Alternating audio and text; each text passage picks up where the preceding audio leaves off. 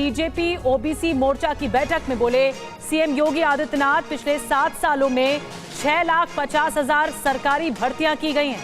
6,50,000 में से 60% SC OBC को नौकरियां दी गई हैं।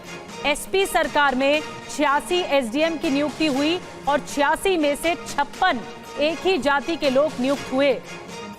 तो एसपी सरकार के वक्त पर निशाना साधा है योगी आदित्यनाथ ने। क्या कुछ कहा, आपको सुनवाते हैं।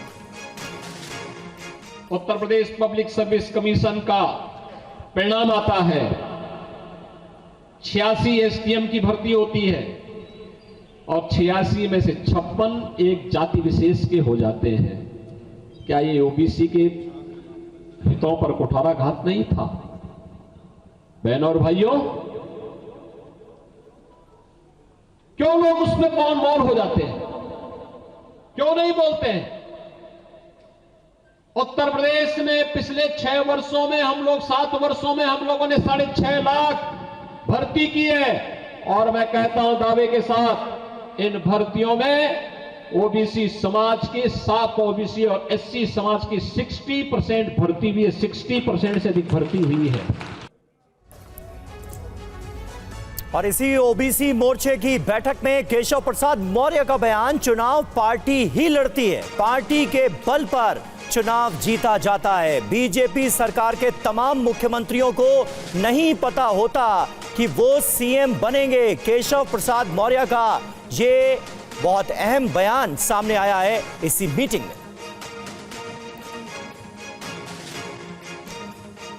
और लखनऊ से पंकज झा हमारे साथ इस वक्त लाइव जुड़ चुके हैं। संगठन सरकार से बड़ा होता है, ये कहने वाले केशव प्रसाद मौर्य आज अपने बयान के जरिए क्या संदेश देने की कोशिश करते हुए दिखे? पंकज।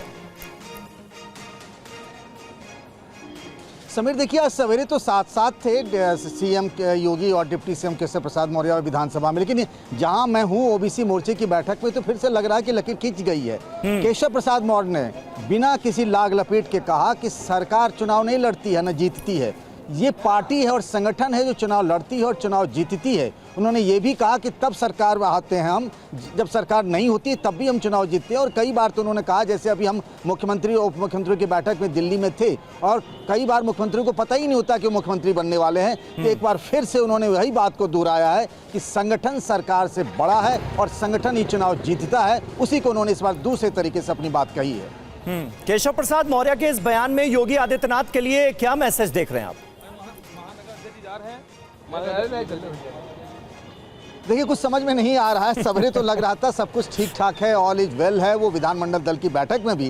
लेकिन ये लड़ाई जो है ना, ओबीसी की लड़ाई है। आप अगर याद करिए, अनुप्रिया पटेल और केशव प्रसाद मौर्य ने जो चिट्ठी लिखी थी वो ओबीसी और दलितों के रिजर्वेशन को ही लेकर लिखी थी।